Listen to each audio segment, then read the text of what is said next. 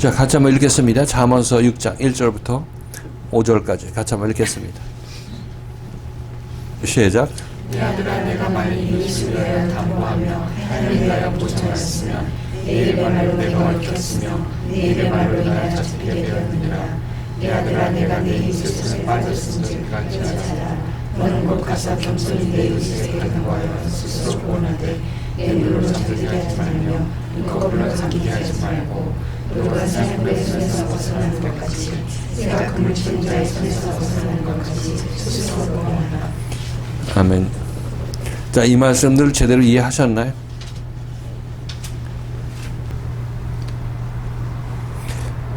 자, 내 아들아, 내가 만일 이웃을 위하여 담보하며 타인을 위하여 보증하였으면,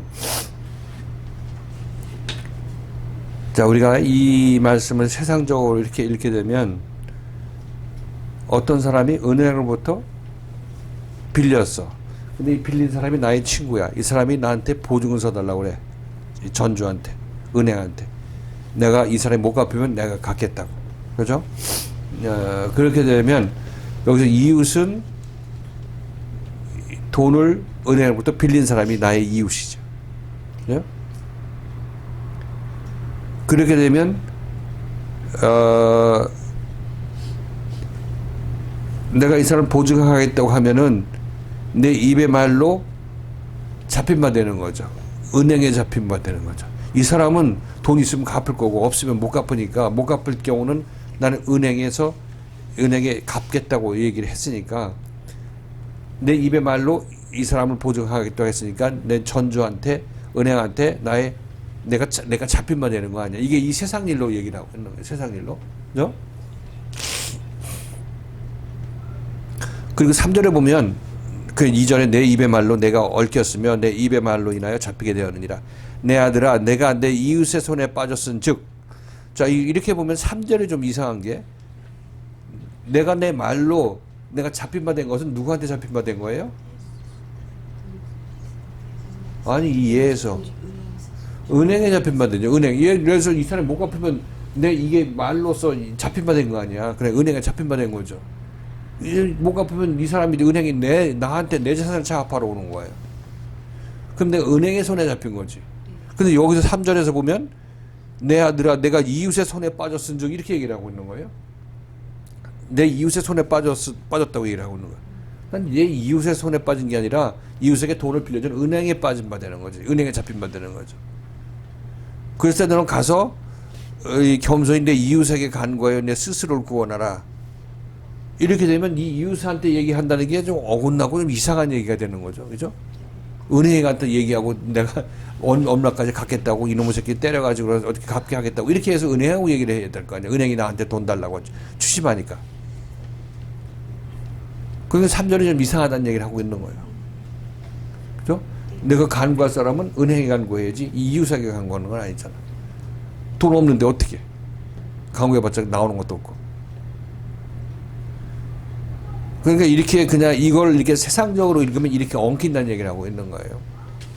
그래서 이것의 이 얘기는 이 세상적인 얘기로 우리한테 우리가 보지 못한 영적인 세상을 보여주고 있는데 이 영적인 세상이 무엇이냐면 바로 얘기한 대로 내가 이웃을 위하여 담보를 한다. 이웃이라는 것은 내 안에 있는 나와 함께 살고 있는 내 이웃인 나의 옛사람을 얘기를 하고 있다. 옛사람을 위해서 내가 보증을 서는 거예요. 무슨 보증을 쓰냐면 옛사람이 내가 하나님의 명령을 받았으면 이 명령을 행하겠습니다. 살인하지 않겠습니다. 도적질하지 않겠습니다. 이렇게 이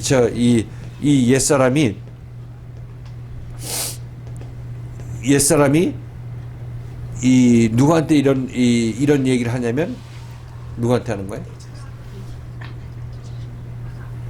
하나님한테 하는 거죠. 하나님. 전주가 하나님이에요. 그죠? 옛사람한테 명령을 주니까 옛사람은 내가 지키겠습니다. 이게 했으니까 하나님께 빚진 자가 되는 거죠. 이 살인하지 않고 간음하지 않고 도덕질하지 아니할 빚을 하나님께 진 거예요. 1만 달러한테 빚진 자가 나오잖아요. 거기서. 마태복음 20장에서. 그 빚진 자가 전주가 누구냐면 은행이 누구냐면 하나님이야. 여기서 내 옛사람이 내가 지키겠습니다. 이렇게 얘기를 하는 거죠. 그 옛사람인 동시에 나는 그 옛사람에 대해서 보증을 서 안 써. 나도 그렇게 하겠습니다. 그 옛사람의 그 얘기가 결국 내 얘기라는 것을 알 수가 있을 거예요. 그 나는 옛사람하고 전주인 은혜이신 하나님하고 하나님의 앞에서 둘 다 합치가 돼가지고 내가 지키겠습니다 하는 거죠. 지금 우리가 여기서 선포되는 말씀, 여기서 한마디 이런 한마디 드리려면 그 김대중 목사도 아니 이거 책 한 권 써야 될 얘기를 목사님 한꺼번에 그냥 말 한마디로 딱 이렇게 얘기해 버리면 이거 어떻게 하냐고, 이거 큰일 난다고 이렇게 얘기했던 것과 마찬가지로 지금 여기서는 여러분들이 모르겠지만 굉장히 농축된 말씀이 여러분들이 정말 몇백 년을 거쳐서 고민해도 알지 못할 것들을 여기서 지금 그냥 폭포수같이 또 쏟아붓는 거예요. 그러니까 이 말씀을 이만큼 듣는 것도 여러분 못 듣는다 잠잔다 얘기를 하지만 그나마 그래도 여기서 이 복된 거고, 이만큼 여기서 전파되는 말씀은 말씀의 농도가 짙다고 얘기를 하고 있는 거예요. 단단한 식물 중에 더 단단한 식물들이 지금 이렇게 여러분에게 전파되고 있는 거예요. 정신만 차리면 여러분들 영혼이 자라나는데 충분한 양식이 공급되고 있고 여러분을 근박 살려내게 될 그런 아주 농축된 음식들이 여러분에게 제공되고 있다는 사실인 거예요. 그래서 여기서 눈을 잠들고 눈꺼풀을 감기게 하는 이런 상황들이 여러분에게 툭 하면 있게 되는 거예요. 아이고 힘들다, 어렵다, 이거 안 된다 하고 다시 또 잘라고 하잖아. 그래서 잘라고 하는 마음이 생긴단 말이죠. 이렇게 해서는 안 된다고 얘기를 하고 있고, 눈 바짝 뜨고 무슨 말씀하는지 듣고 따라 나서려고 하고 동참하려고 하고 하는 거, 이게 제대로 깨어있는 사람들의 모습이라고 얘기를 하고 있는 거예요. 나도 여러분 어디 갑시다 했을 때 뭐 여러 가지 세상적인 사정 있는 사람은 남을 사람 남으라고 하지만, 그러나 따라 나설 사람들은 기쁜 마음으로 따라 나서는 게 마땅한 거야. 거 가서 뭐 부귀영화를 누리기 때문에 그런 것이 아니라 말씀하고 같이 있기 때문에 어느 기회에도 어느 열악한 환경에서도 말씀 듣고 내가 살아갈 기회가 있으니까, 그것은 주변 환경이 열악하든 열악하지 않든 그건 상관이 없는 거예요. 그게 바로 말씀이 좋아서 따라 나선 사람의 모습이죠. 그런 사람들을 보면 나도 기뻐. 어디 이렇게 하자 그러면 에이 하고 뒤로 늘어지는 사람들은 그건 뭐 거기 가기 싫은 것도 있겠지만은, 그러나 그것보다도 자기 자신이 이 세상에 대해서 이 더 소중한 게 있고 이 말씀이 가는데 제대로 따라 나서 못할 이유가 있는 이유는 세상에서 그만큼 자기를 땡기는 모습이 있기 때문에 그렇다는 거죠. 그래서 물론 자기 자신이 갈 수 없는 환경이라면 그건 뭐 당연히 뭐 못 간다고 얘기할 수 있겠지만, 그러나 그 자기 자신의 속마음은 항상 언제든지 말씀을 진심으로 따라 나설 수 있는 그런 마음 준비가 됐어야 되고, 그것은 내가 그 말씀을 따랐으니까 물리적으로 육신적으로 편하다 그뿐만 아니라 풍랑을 만나더라도 거기에서 풍랑 속에서 하나님의 말씀이 있기 때문에 나는 거기를 따라 나선다는 그 마음이 있어야 되는 거예요. 그분이 이 간증이 아주 우리한테 깊은 생각을 이루게 하는 거예요. 사실상 그 일을 통해서 그는 그런 하나님을 만나게 된 거야. 그렇게. 우리도 열심을 내고 내가 어떻게 해야 될 것인지에 대해서 잘 생각하셔야 된다고 말씀드리는 거예요. 억지로 여기 끌려 나오고 하는 거는 언제까지 그러려고. 지금 제가 여러분들 억지로 끌어가가지고 하는 것도 한두 번이고, 여러분들도 이제 말씀을 드렸으면 아 내가 살고자 하는 마음 이것이다 하는 그런 이 생각이 여러분 마음속에 자리 잡아야 되고 열심히 내서 이걸 따라 나서야죠.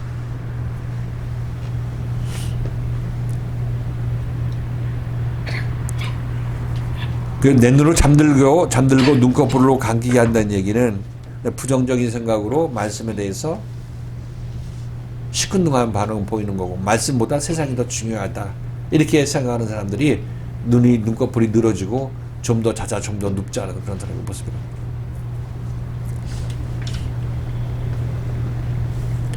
그런데 이렇게 우리가 말씀을 따라 나서는 것은 노루가 사냥꾼의 손에서 벗어나는 것 같고 새가 금을 치는 자의 손에서 벗어나는 것 같은 것이다 이렇게 얘기를 하고 있어요.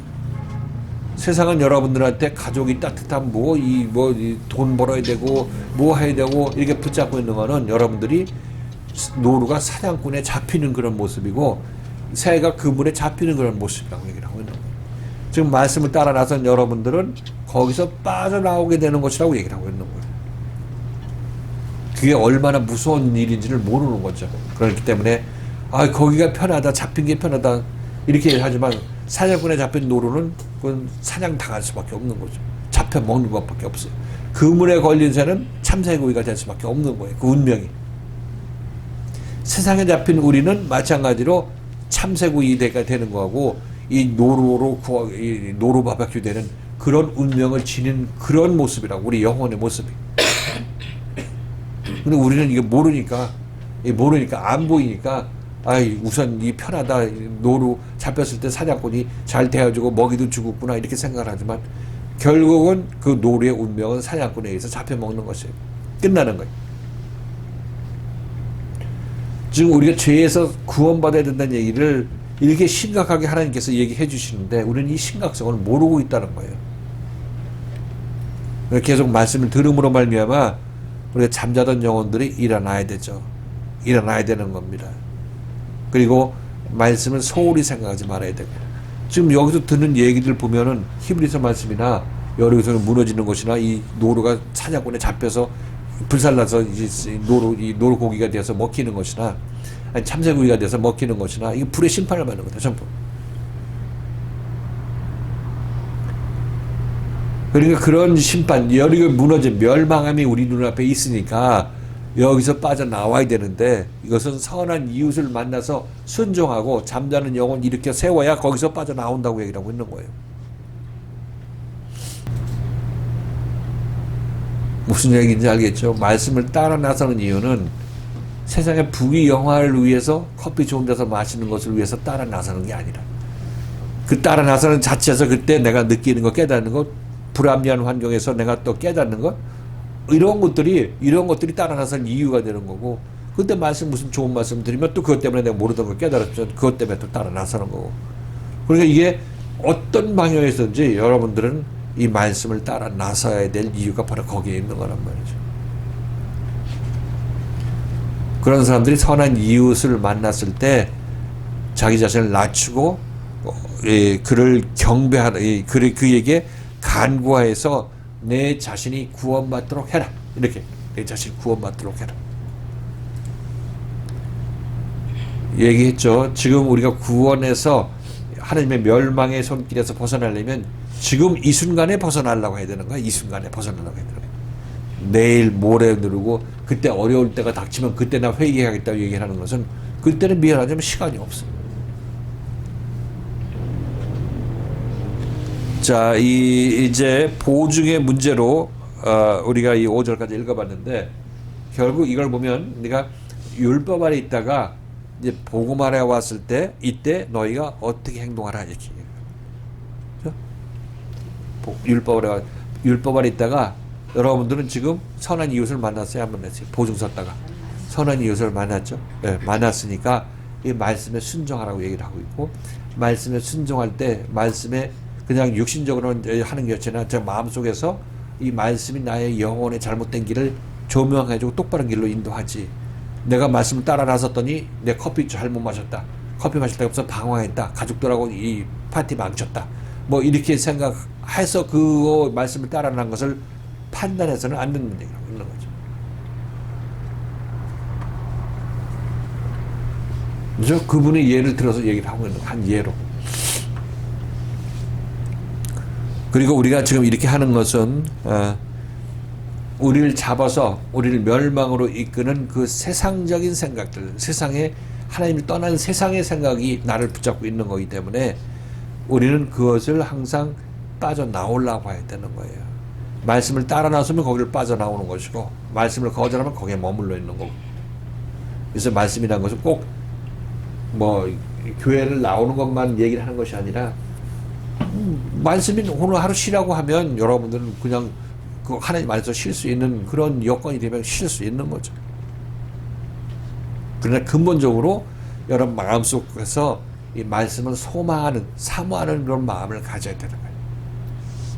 그래야 말씀에 대해서 내가 어디로 잘못될 길을 가고 있는지 알 거 아니냐고. 어떤 빛이 있어야 내가 어둠에 있다는 것을 알고, 어둠에 있는 사람끼리 만나면 전부 그들끼리만 모이게 되어 있죠.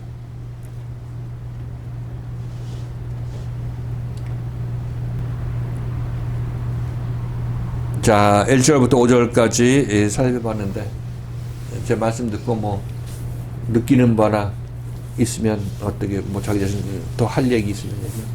궁금한 점이나 질문. 말씀 드릴 때는 이웃을 네.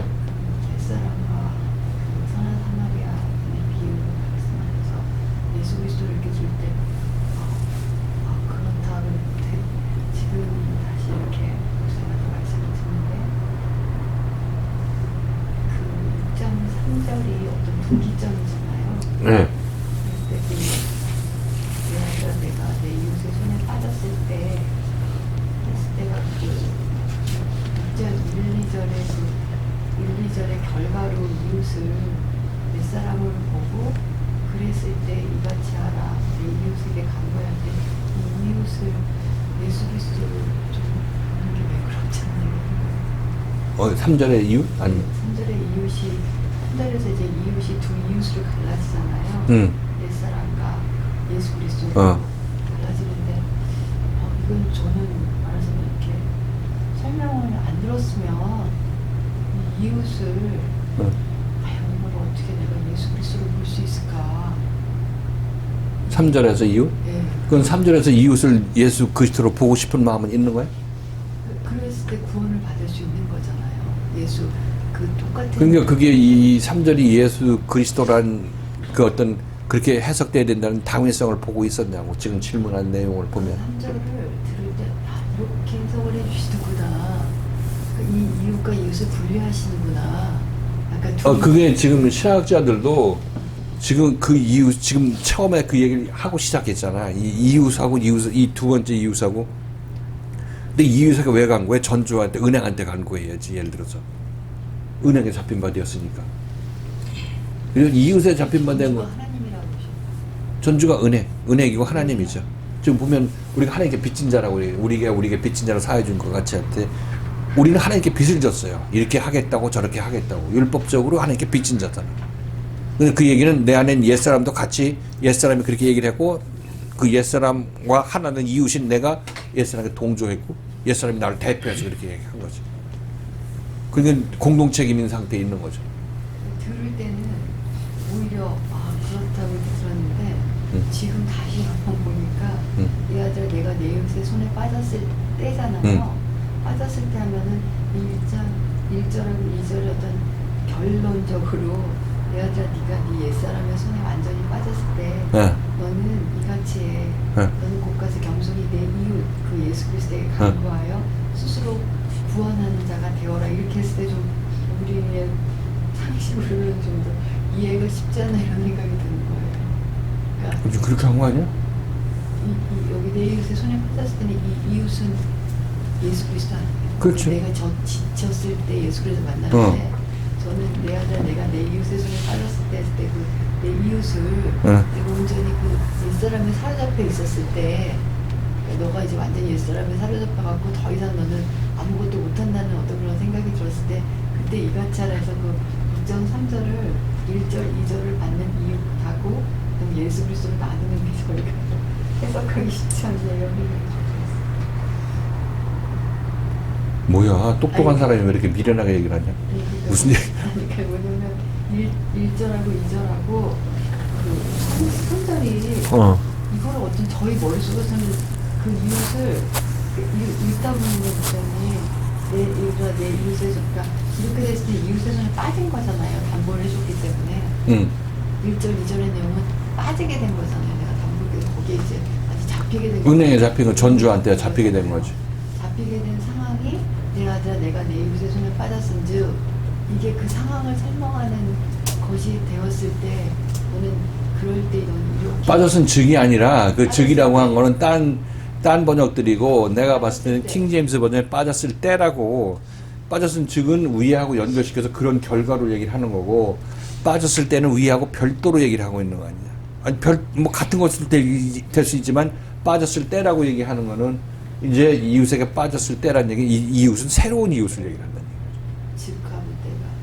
즉은 위에 거 연결돼서 그렇게 했으니까 이 은행한테 빠졌으니까 이렇게 얘기를 하는 거니까, 빠졌으니까 얘기하니까 위하고 연결되고 그 전주가 똑같은 거가 되는 거죠. 은행이 은행으로 똑같은 거가 되는데, 빠졌을 때라고 얘기하게 되면 아 이건 앞으로 올 얘기구나, 아니면 그때 앞으로 미래에 있을 이 얘기를 하는구나, 이렇게 얘기를 하고 있는 거지. 때라고. 그러니까 거기서 핵심은 빠졌은 즉하면 이거는 우리 눈을 더 흐리게 만들고 정신이 혼미하게 만드는 거고, 빠졌을 때가 맞는 거라. 빠졌을 때 하게 되면 이 전주가 바뀌게 되는 거죠. 이웃이 바뀌게 되는 거죠. 근데 이게 즉이나 때나 전주가 바뀌는 게 아니라 전주가 막 은행이 바뀌는 거죠. 은행. 차가 말. 응? 그러니까 은행이 바뀐다고요. 은행. 그 율법에서 복음으로 넘어간 그때를 말씀. 그렇지, 그렇지. 근데 이게 지금 다시 읽으니까 그때 말씀드릴 때는 아 이렇게 해서 이웃을 분리를 하시구나. 그래서 아 이렇게 때로 해서 들었는데 다시 더 읽으니까 1절, 2절을 3절이 완전히 받아서 그런 상황을 얘기하고, 그 다음에 너네들이 이렇게 되었을 때 그 이제 예수 그리스도로 말미암아 이제 너 자신이 구원받는 자가 되어라, 이렇게 강구해서 구원받는 자가 되라, 이렇게 했을 때 좀 저희들이 이해하기 쉽지 않네 이런 생각이 들었거든요. 이게 때라는 거는 이제 3절이 이제 복음으로 넘어가는 그때로. 율법으로 신앙생활 하다가 지친 때, 거만 죽었을 때, 그때 선한 이웃을 만나잖아. 그 이웃. 옛사람의 이웃은 내가 하나님께 빚진 자로 만들고 나를, 그지? 거기서 벗어나지 못하고 거기서 헤매고 있을 때, 그때 이제 네 인생의 막바지에 도달해서 죽겠다고 하나님 믿어도 왜 이 모양이라고 하나님께 간구했을 그때에, 그 거만 죽었을 때 아니야? 선한 사마리인에 비유해서. 죽게 되었을 그때에, 그러니까 그거를 그렇게 생각하는 것 같아요 지금. 그러니까 그 빠졌다는 게 네가 그 옛사람의 노예가 되었을 때는 나는 거만 죽게 되었을 때 그 이웃을 네가 옛사람의 손에서 잡아서 나는 정말 안 되는구나 이렇게 생각했을 이웃을 때, 붙잡아? 네, 이웃이 옛사람이잖아요 여기서. 그렇지. 첫 번째가는 근데 정말 네가 옛사람의 손에서 너는 안 된다고 아주 널브러졌을 때 너는 이같이 복가는 영성이 그 예수 그리스도에게 간구하여. 아니, 그 이웃이 두 번 나오잖아. 3절에서. 먼저 이웃에게 빠졌을 때 이웃에게 구하라고 얘기를 하잖아. 그 지금 강집사님 지금 해석하는 거는 먼저 이웃을 옛사람으로 보고 나중에 이웃을 선한 사마리아인 이웃으로 보고 지금 해석하는 거예요. 왜 3절? 아니, 3절 처음부터 그렇게 해야지. 처음 3절부터. 지금 내가 옛사람한테 어떻게 옛사람이라는 존재도 아직도 못할 뿐더러 그냥 내가 죽겠습니다, 하나님 살려주세요, 내가 율법적으로 신앙생활 했는데 내 한계에 도달해서 율법적으로 신앙생활 하는지도 모르지. 왜 이렇게 예수 믿어도 낙심만 되고 소망도 없고 구원받아도 구원받지 않은 것 같습니까? 왜 꽉 나는 것입니까? 했을 때 그때 이제 하나님께서는 이 사람한테 선한 이웃을 보내주잖아. 자기 자신이 뭐 옛사람하고 뭐 타협할 그런 얘기가 아니라, 이렇게 손에 빠졌을 때 자꾸 미혹이 되는 것 같아요. 손에 빠졌다는 게 그게. 그러면 선한 이웃의 손에 빠졌으니까 하나님 살려주세요 했을 때 선한 이웃의 손에 빠진 거 아니야? 그때 예수의 손에 빠졌다는 얘기는 예수가 일리와 하면 오고 가라 하면 가는 그때고, 모든 것을 버리고 예수를 따랐을 때니까. 제자들의 경우는 예수를 만났을 때 그때 이때가 된 거 아니겠냐고. 모든 것을 버리고 예수를 따르잖아. 예수 손에 빠졌잖아. 선한 이웃의 손에 빠졌죠. 그때 순종하라는 얘기를 하고 있는 거죠. 그 이웃에게 순종하라고.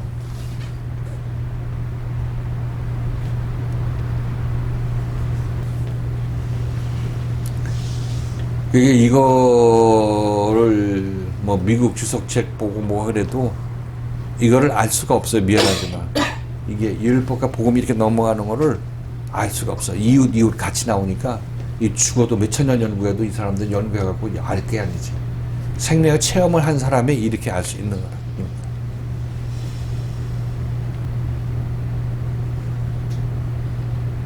우리가 하나님한테 우리 빚진 거라고 말씀하셨잖아요. 네. 그럼 이제 우리가 보증하고 담보할 때 그때가 하나님께서 우리가 말씀을 들으면 율법적으로 신앙생활 할 때 네, 그렇게 지키겠습니다. 그렇게 열심히 하겠습니다. 그래서 내 힘으로 할 때가 율법적으로 할 때잖아요. 근데 그것은 사실은 내가 지키지도 못하고 지킬 수도 없는 건데 우리가 하겠다고 하는 거잖아요. 그래서 이제는 하나님께 빚진 자라고. 빚진 자죠. 그건 몰라요? 그 하는 게 빚이지. 그 죄 지은 자를 주기도문에서 우리가 우리에게 죄 지은 자를 사하여 준 것 같이 그게 바로 우리가 우리에게 빚진 자를 사하여 준 것 같이 우리 빚을 사하여 주옵시고 이게 원래 원어의 뜻이라고 얘기해요. 빚진 자. 근데 그 빚진 자라는 것이 복음에 오는 빚진 자라는 거지 율법에서는 빚진 자라는 것을 모르고 구원받아서 은혜의 빚을 졌다 이렇게 생각하거든. 지금 율법과 복음은 그걸 제대로 구분할 수 있는 사람은 복음 안에 온 사람이 복음을 완전히 깨달으면 율법과 복음을 구분이 되고 그게 하나라는 걸 알게 되는데 지금 율법 안에 있는 사람은 그냥 율법이 다 복음이고 다 할 거 다 하는 거야. 그냥 하나밖에 알지 못하는 거지. 그때는 은혜의 빚을 졌다. 구원의 빚을 졌다. 구원받았으니까 내가 이웃을 사랑하는 빚 이외에 아무것도 지지 말라고 바울이 얘기했다고 자기가 그 흉내 내려고 하지만 가랭이 찢어지는 수밖에 없지. 하지도 못할 일을 하려고 하는 거니까. 그게 더 큰 빚을 떠안게 되는 거지.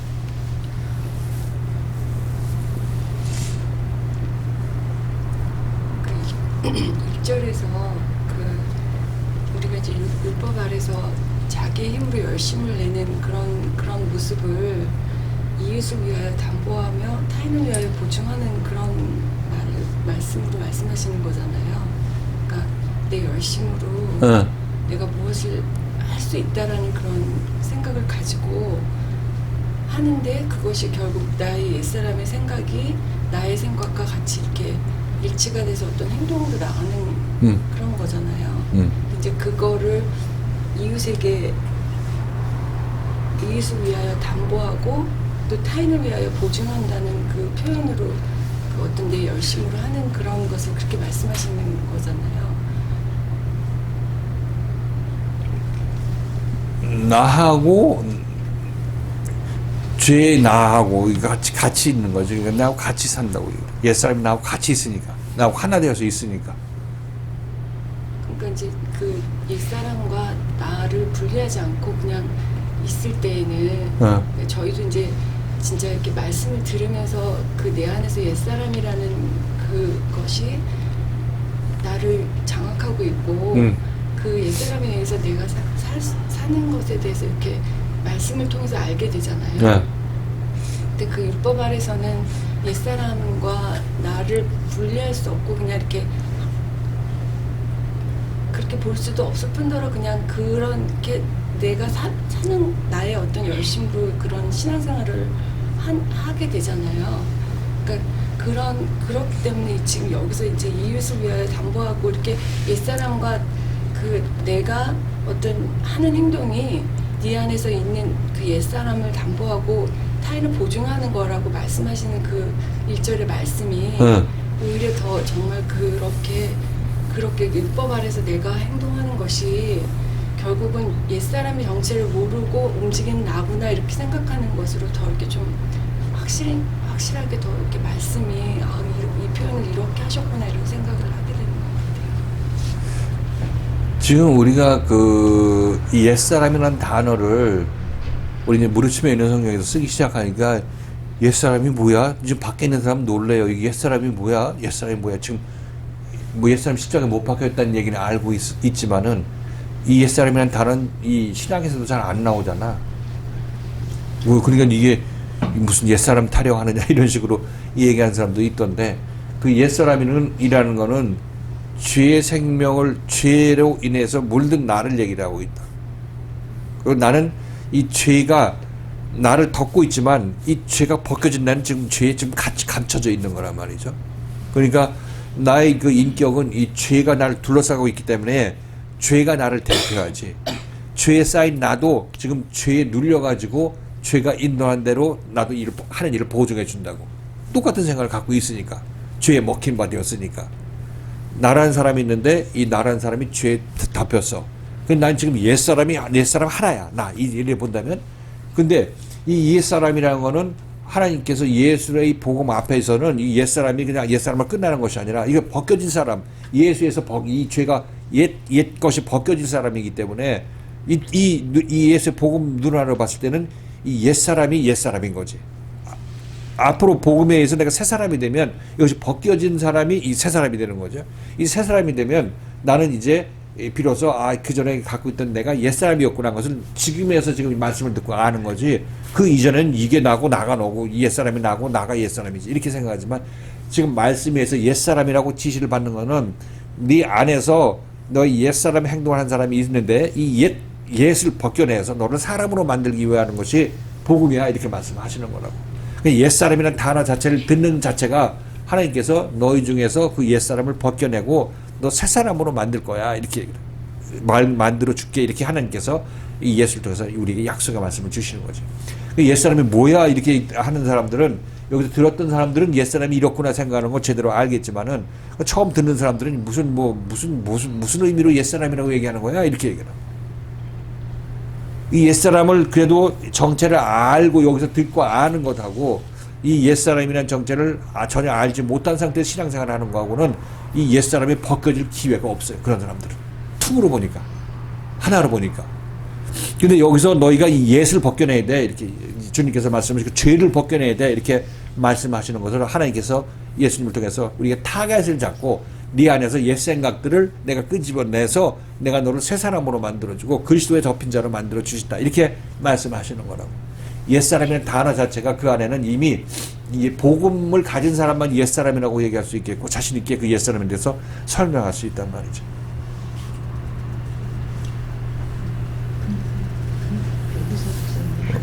예수여 단번에 타인을 위하여 보증하였으며 하면은 이 이웃과 타인이 동적으로 보이는 거예요. 좀 같은 거지. 이웃과 타인이지. 지금 옛사람은 나이기도 하지만 나 아닌 다른 사람이기도 하지. 내 안에서 있는 나 아닌 다른 사람. 그러니까 네가 지금 네가 살고 있는 것은 네 안에서 네가 사는 게 아니라 다른 사람이 네 인생을 살아주고 있다는 얘기가 바로 그런 얘기예요. 다른 사람. 너 아닌 다른 사람이 내 인생을 살고 있어. 귀신 들린 자가 바로 그런 거고 이 헛소리 픽픽하면서 내가 맞다고 주장하는 그 사람이 내가 지금 다른 사람이 내가 그런 예수 앞에서 그런 얘기하면 안 되는데 그 얘기를 지금 하잖아. 나중에 알고 보면 내가 좀 헛소리라는 것을 지금 모르기 때문에 그 얘기를 하지만 예수께서 내 예수 앞에서 예수 한 마음 돼서 그 예수의 얘기를 하고 예수와 같은 마음으로 마음을 나눠야 될 사람이 여기서 예수 말씀 틀린다고 얘기하고 저항하고 하는 그 사람이 바로 다른 사람이라고. 나 아닌 다른 사람이 나의 역할을 하고 있는 거야. 역할을 하고 있는 거란 말이죠. 베드로가 예수가 십자가 못 박혀 죽겠다고 하니까 죽지 말라고 했지. 죽지 말라고 해서 이 사탄을 물러가라고 얘기했잖아. 그때 그 베드로의 모습이 베드로 아닌 옛사람이 베드로의 역할을 하고 있었던 거야. 예수께서 원하는 것은 이 베드로의 너는 진짜 너는 그게 아니야 하면서 이 사탄아 물러가라를 얘기하면서 네가 지금 사탄의 사주를 받아서 그렇게 얘기를 하고 있는 건데 내가 너에게서 사탄을 벗겨낼게. 옛사람에서 그 옛을 벗겨낼게 이렇게 말씀하시는 거죠.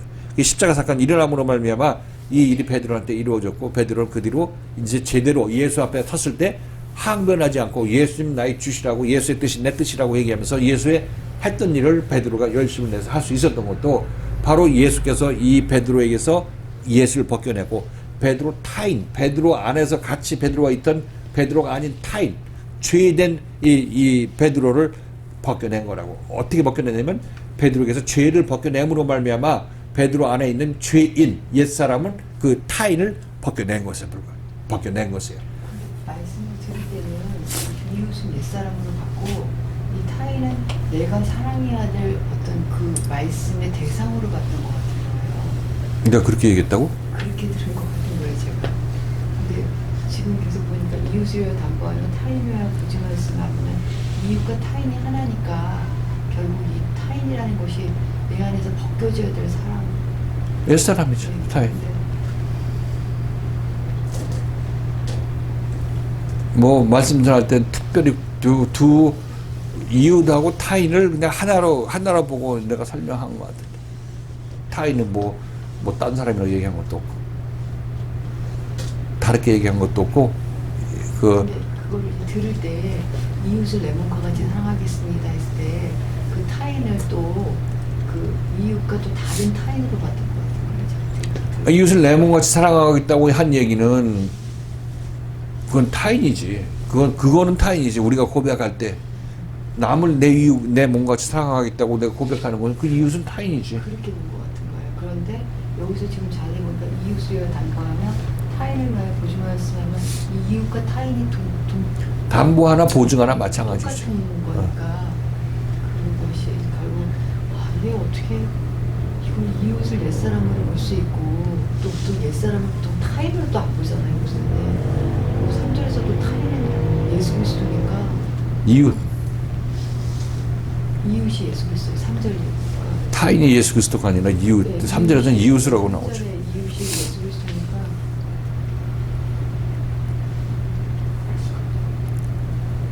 지금도 이게 옛사람하고 나하고 확실히 구분이 안 돼요. 뭐 어차피 우리 아직까지도 이제 율법 아래 남은 율법의 요소가 남아 있기 때문에 그거가 완전히 이루어지려면 자기 자신에게도 십자가 사건이 일어났을 때 이제 완전히 구분이 되죠. 지금은 그냥 앞으로 이런 일이 있고 생명은 이렇게 흐른다는 그 흐름 속에서 얘기를 우선 듣는 거고, 앞으로 우리가 이제 이렇게 옛사람이 이렇게 구분해서 십자가에 못 박히는 그런 과정을 인도함 받을 거니까, 적어도 나는 이대로 살면은 난 옛사람대로 사는 거다. 말씀을 듣고 옛이 나한테 벗겨지게 되면 나는 사람으로 산다. 내 모습, 본래의 내 모습을 찾아서 예수를 만나도 예수께 저항하고 반항하지 않는 그런 사람으로 살게 됐는데, 그런 사람으로 만들어져 가는 과정이고. 자, 시간이 오래됐기 때문에 오늘 이걸로 끝나겠습니다.